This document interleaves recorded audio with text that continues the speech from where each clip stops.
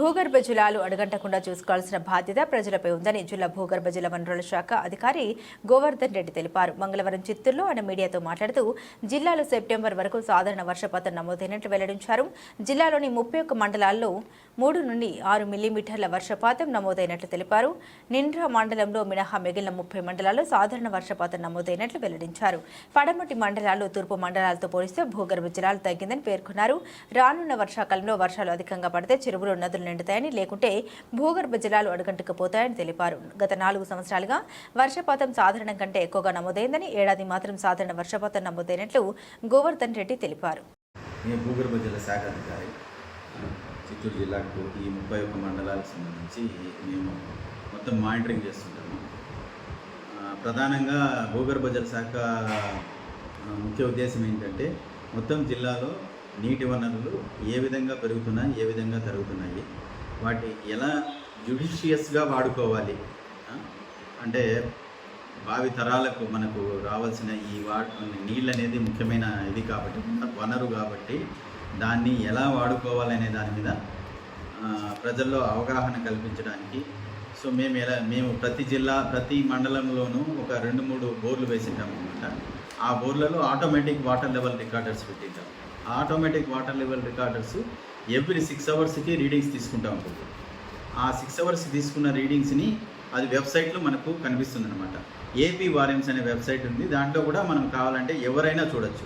అది అందరికీ open website అనమాట. దాంట్లో వాటర్ లెవెల్ ఏ విధంగా ఆ మండలంలో ఎలా ఉంది అని చెప్పేసి మీకు అది డిస్ప్లే చేస్తూనే ఉంటుంది రెగ్యులర్గా.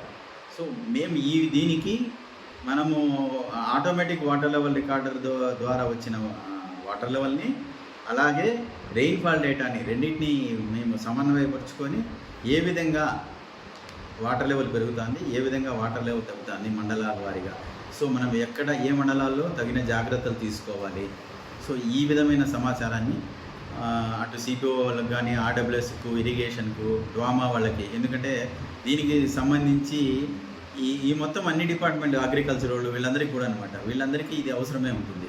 ఏ మండలాల్లో మనము తగు జాగ్రత్తలు తీసుకోవాలి, సో ఎక్కడ కరువు పనులు చేపట్టాలి అనేది కూడా ఈ డ్వామా వాళ్ళు ఈ డేటాను బేస్ చేసుకొని వాళ్ళకు కరువు పనులు ఇక్కడ బాగా చేయాలి, ఇక్కడ ఎక్కువ చేస్తే ఇక్కడ మంచిది అని చెప్పేసి వాళ్ళు ఒక అంచనాకు కానీ అవగాహనకు కానీ వస్తారన్నమాట. సో ఈ విధంగా చేయడానికి మనం చేసుకుంటాము. ప్రస్తుతం ఉన్న పరిస్థితిలో మనకి ఏమవుతుందంటే నార్మల్ రెయిన్ఫాల్ అంటే 20% ఎక్సెస్ అయినా 20% తక్కువైనా కానీ నార్మల్ కంటే దాన్ని నార్మల్ రెయిన్ఫాల్ అని అంటాము. ఇప్పటి వరకు మనకు వచ్చేసి ఈ ఆగస్టులో తీసుకుంటే మనకు 306 mm పడింది అనమాట. నార్మల్ 306.8 mm ఉండాల్సింది 390 పడింది. సో దాన్ని నార్మల్గానే కన్సిడర్ చేస్తాం అనమాట.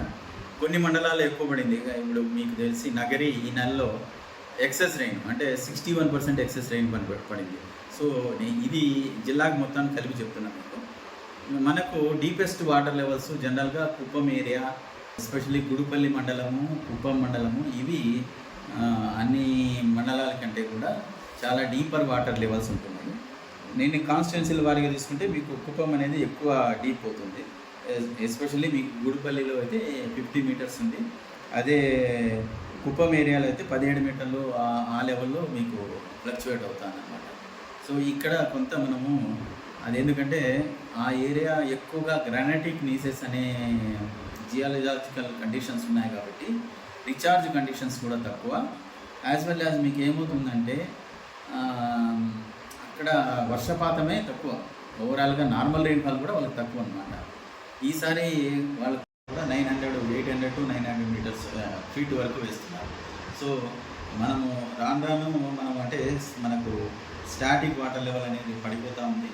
మనము ఈ నీటి వనరులు పెంపొందించడానికి సరైన ప్రణాళికతో ముందుకు వెళ్ళకపోతే భావి తరాలకు మనము ఈ మంచి నీటిని అందించే మంచి తాగునీరు కూడా కష్టమైపోతుంది. సాగునీరే కాదు, తాగునీరు కూడా కష్టమవుతుంది.